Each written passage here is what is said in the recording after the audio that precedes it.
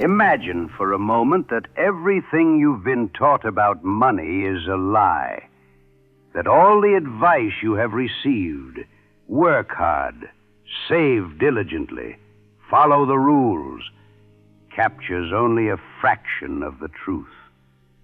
The real secret to wealth is far more subtle, far more powerful, and entirely invisible to the untrained eye. Wealth does not begin in the bank account. It does not begin with a contract, a title, or a sum of money in your hand. It begins within. It begins in the mind, in the conviction of your purpose, and in the aura of your being.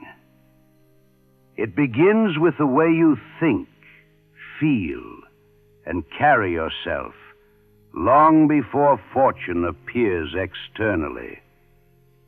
Most people live their lives in invisible poverty, not because they lack intelligence, skill, or opportunity, but because they have never mastered the inner law of wealth. They scramble and strain for money, believing that effort alone will bring results. But the universe responds only to those who have cultivated the mental and emotional state of abundance. Consider Andrew Carnegie, who began life in humble circumstances, yet learned to command his thoughts, visualize his future, and act with the certainty of one already in possession of fortune.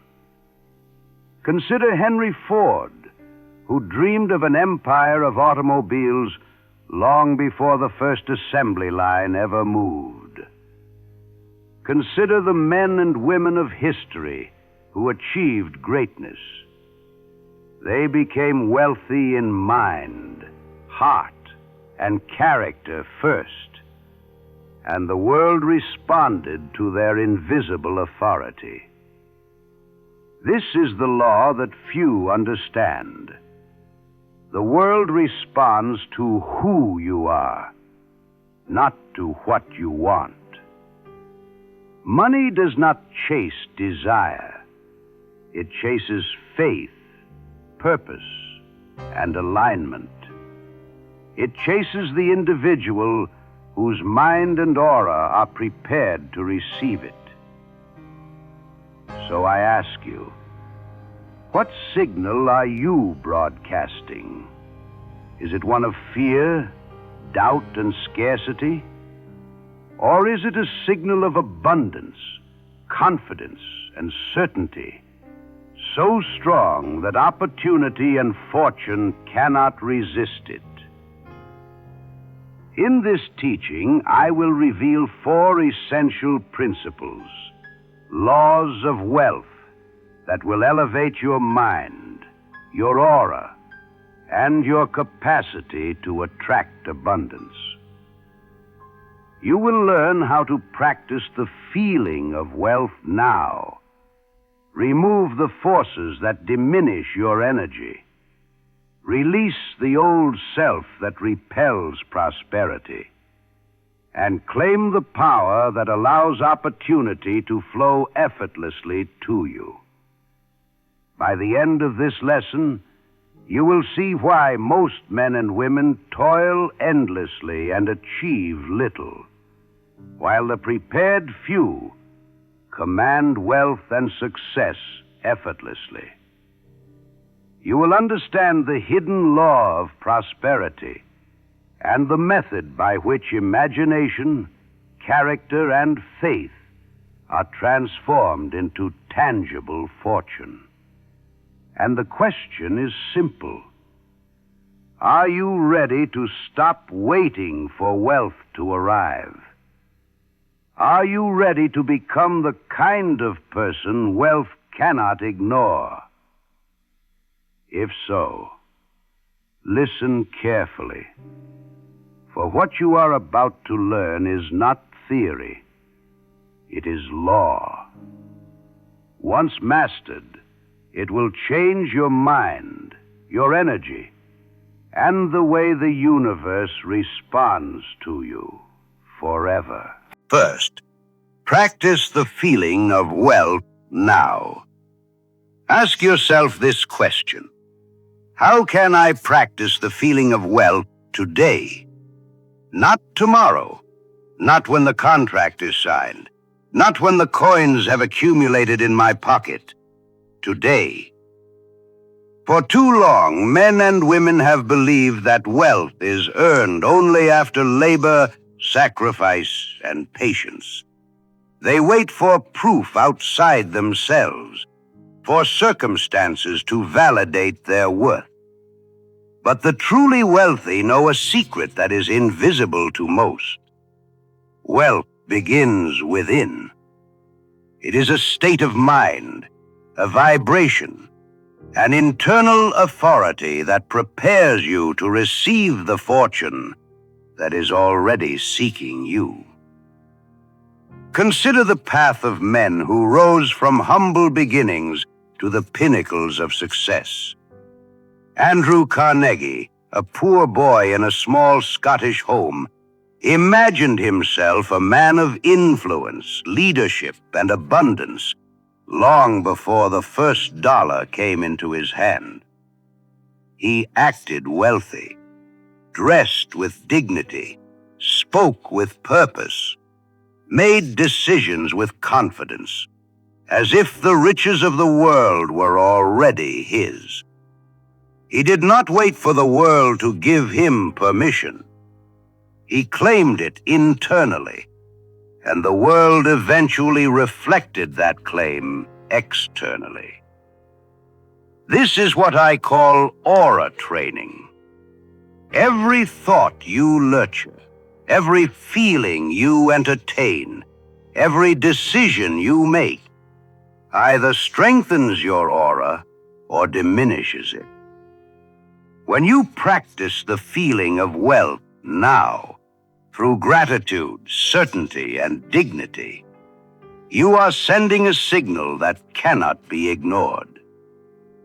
You may wonder, how does one practice wealth without money? The answer is simple. You act, speak, and think as though you are already abundant. You rise above trivial complaints and petty envy. You meet others with calm confidence, make decisions with clarity, and carry yourself with the quiet authority of one who deserves success. This is not pretension. It is not vanity. It is the deliberate cultivation of a state that aligns your mind, heart, and spirit with abundance. Notice this. The universe responds to alignment, not effort. It does not reward desire alone. It rewards readiness, conviction, and resonance. A man who radiates certainty, dignity, and confidence will find opportunities appearing where others see only obstacles. A woman whose aura vibrates abundance will attract alliances, partnerships, and resources naturally. Every moment you practice wealth now, you are building an internal empire. The thoughts you hold, the feelings you nurture, the energy you carry, they form the blueprint of the fortune that will manifest later. The man who lives rich internally will inevitably command riches externally. The one who waits for proof before acting remains forever in scarcity. So I urge you, begin today. Dress with care. Speak with authority. Make decisions as if abundance is already your inheritance. Give thanks for what you have. Appreciate the unseen opportunities. Stand with dignity in the presence of others. Every small act of this nature strengthens your signal. It is invisible, yet undeniable. It is internal, yet magnetic. And the moment your aura aligns with wealth, the world must respond. Remember, wealth is not first a number. It is a state of being. It is not a possession. It is an energy you practice, embody, and radiate. Begin today. Practice the feeling of wealth as though it already exists. And watch as the universe begins to deliver in response to the signal you have prepared. Second, remove low vibration environments. Now listen closely, because what I am about to tell you is something most people will never accept. And because they refuse it, they remain poor in mind, poor in spirit, and poor in results. You cannot rise while living in places that pull you down. You cannot think like a creator while surrounded by people who only know how to consume. And you cannot expect abundance while breathing the air of environments built on fear, gossip, doubt, and scarcity. You must understand this universal law. Environment is the silent sculptor of destiny. When I was a young reporter, long before I wrote a single page of my life's work, I walked into homes so heavy with discouragement that even a wealthy man would feel small inside them. And I also walked into cabins so modest, so simple, yet filled with ambition, so powerful that the very air seemed charged with future triumph. Let me tell you a story. I once met a man who dreamed of becoming a great manufacturer. He had the talent, he had the ideas, but he lived in a neighborhood where every evening was filled with arguing, noise, and hopeless conversation. Every dream he tried to build during the day was crushed by the atmosphere he returned to at night. He told me, "Mr. Hill, I feel as if something is draining my vitality. Every time I take a step forward, something pulls me 2 steps back." I told him, it is not something, it is somewhere. And when he finally gathered the courage to move, moving not to luxury, but simply to peace, his income doubled within the year. His energy changed, his ideas flowed, and opportunity began to recognize him. Why? Because when you remove yourself from a low vibration, your mind can finally rise to its natural height. You may not realize it, but your surroundings are either watering your seed of wealth or poisoning it. Look around your life with unflinching honesty. Who drains your hope? Who laughs at your ideas? Who keeps you small because your growth threatens their comfort? What habits keep you stuck in the same day repeating itself? What noise kills your clarity before your vision can take its first breath? You must eliminate these with the same seriousness a surgeon uses when removing a tumor. Because that is what low-energy environments are, tumors of the spirit. And I tell you this as plainly as I can. You cannot keep the same environments and expect a different destiny. Everything you consume becomes part of your broadcast. Every room you step into shapes your vibration. Every voice you listen to becomes a seed in the soil of your subconscious. So remove the places, the habits, the people, the conversations, the distractions that dim your inner fire. You do not need to announce it. You do not need to justify it. Your evolution is your explanation. Because once you step away from low vibrations, something remarkable happens. Your mind begins to rise. Your energy becomes sharper. Ideas start visiting you at unexpected hours. And wealth, real, substantial, lasting wealth, begins to sense your signal. Remember, you cannot breathe the air of limitation and expect the lungs of abundance. Change your environment, and your destiny will follow. 3. Release the old self. There comes a moment in every person's life, a quiet, unmistakable moment, when destiny whispers a truth so sharp it cuts through every excuse. You cannot take the old version of yourself into the new life you desire. Most people never heed that whisper.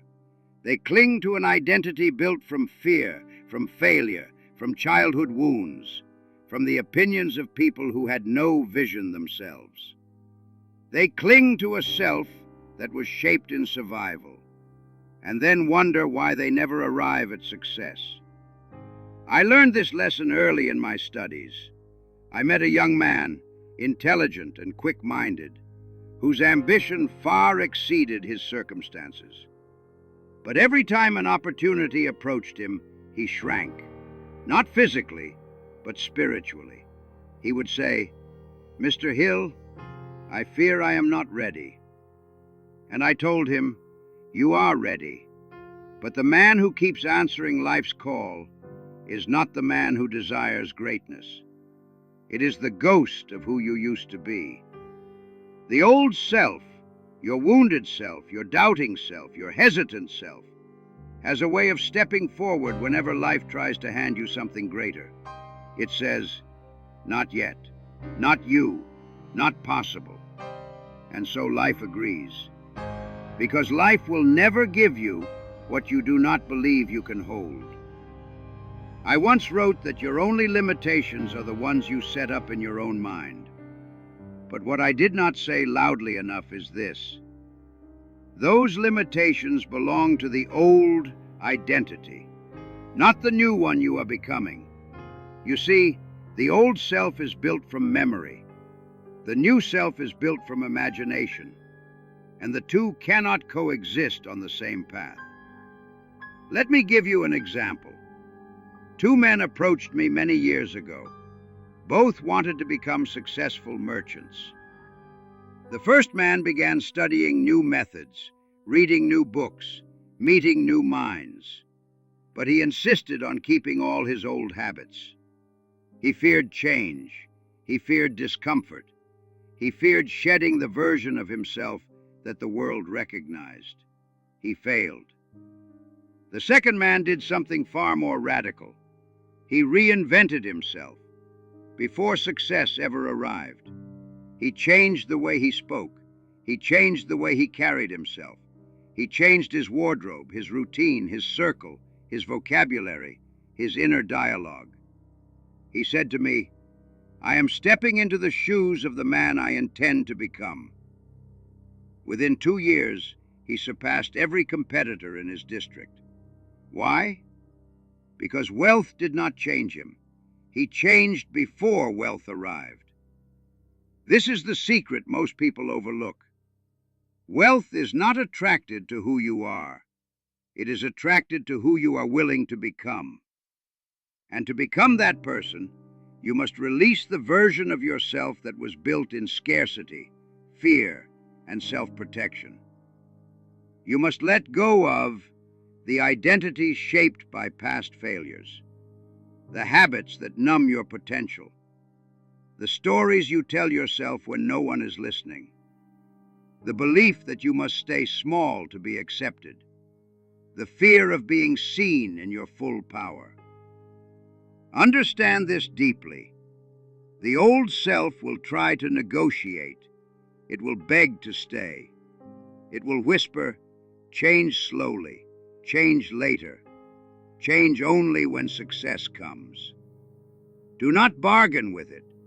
Success does not come to the old self. Success comes for the new self. And until you shed the old version of you, the fearful, apologetic, shrinking version, your hands will not be free to receive the opportunities meant for you. So, release it. Release the identity that no longer carries your destiny. Release the stories you inherited rather than chose. Release the masks you wore to feel safe. Because every time you let go of who you once were, you make room for who you were meant to become. And that is when wealth begins to recognize you. 4. Aura becomes power when you stop apologizing. There is a truth about human nature so profound, so subtle, that most never recognize it, even though they live inside its influence every single day. A person's aura, their presence, their force of character, the invisible atmosphere they carry, does not become powerful through effort alone. It becomes powerful when they stop apologizing for existing. I once observed a curious pattern among men and women who remained stuck, no matter how intelligent or capable they were. They all shared one silent habit. They moved through the world apologizing for wanting more, for having ambition, for daring to think differently, for taking up space, for dreaming bigger than their surroundings. And I realized every apology dilutes the aura. Every apology lowers the vibration. Every apology announces to the world, I do not believe I am worthy. Let me tell you a story. I once interviewed a clerk in a small-town store. He was bright, disciplined, and endlessly creative. But every time he shared an idea, he apologized before he spoke, as if he needed permission to contribute to his own destiny. He apologized for asking questions. He apologized for offering solutions. He even apologized for having goals. One afternoon I asked him, "Why do you shrink before you speak?" He said, "I don't want to bother anyone." I told him, "My friend, the world has never been improved by those who feared being a bother." I met him again 20 years later, except he was no longer the same man. His posture had changed. His voice had weight. His presence filled the room before he even opened his mouth. He had become a successful owner of 3 factories. He told me the turning point came the day he realized this. I have spent my entire life apologizing for a greatness that God placed within me. When he stopped shrinking, the world finally expanded for him. Now hear me closely. The universe responds not to your desire, but to your self-permission. When you apologize for your dreams, you tell the world they do not belong to you. When you apologize for your confidence, you signal that you have no right to claim opportunity. When you apologize for your vision, you declare that mediocrity is your natural home. But the very moment, you stop apologizing for being powerful, something extraordinary happens. Your aura hardens, your presence strengthens, your energy sharpens, your signal becomes unmistakable. You begin to emit the frequency of someone who knows where they are going. And opportunity, being a loyal servant to conviction, moves toward you with accelerated speed. Because wealth does not chase the timid, it gravitates toward those who stand in their truth without trembling. There is a silent authority in a person who no longer begs for permission to rise. A magnetism in someone who no longer justifies their vision. A sacred fire in the one who looks at life not as a privilege to defend, but as a kingdom to claim. So I will tell you this plainly, as a man who has seen fortunes created and lost. Your aura becomes power the moment you stop apologizing for your own brilliance. Stop apologizing for wanting more. Stop apologizing for thinking differently. Stop apologizing for refusing the life others settled for. Stop apologizing for outgrowing the people who refuse to grow themselves. Every time you choose courage over apology, your aura expands. Every time you choose purpose over approval, your vibration rises. And every time you choose authenticity over permission, you step one level closer to the wealth that is waiting for the strongest, boldest version of you. Release the shrinking self. Embrace the unapologetic self. Because the person who refuses to apologize for their destiny becomes impossible to stop. And now, my friend, we arrive at the crossroads where every great destiny is forged. You have learned of the environments that drain you. You have seen the chains of the old self that hold you back. You have witnessed how your aura transforms the moment you stop apologizing for your greatness. But all of this, every insight, every lesson, every revelation, means nothing until you make the decision. Not a wish, not a hope, not a polite desire whispered in the dark.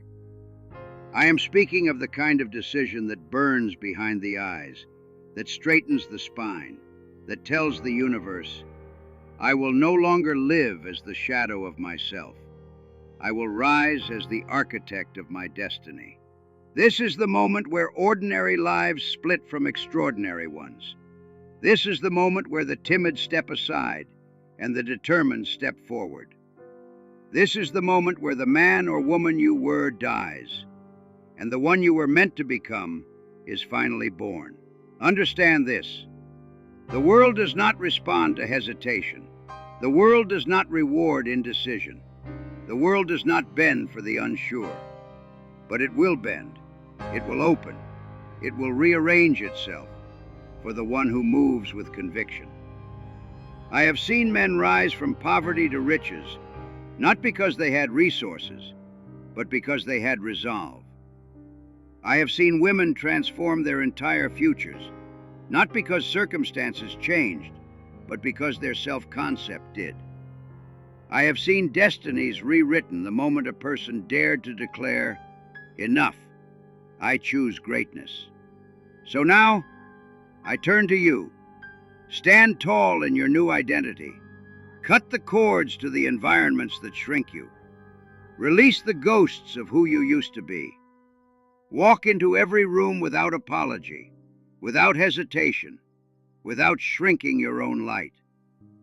Because once you commit, truly commit, to the path of wealth, power, and inner mastery, life will begin moving pieces on your behalf. Doors will open that were never meant for the old you. Opportunities will track you like a scent. People will feel your shift before you speak a word, and wealth, true wealth, will start moving in your direction with a force you have never experienced. Remember this: destiny favors the bold, abundance favors the aligned, and life favors the one who finally decides to rise. So rise. Rise now. Rise without apology. Rise into the greatness that has been waiting for you your entire life. Your new chapter begins the moment you decide it does, and that moment is now.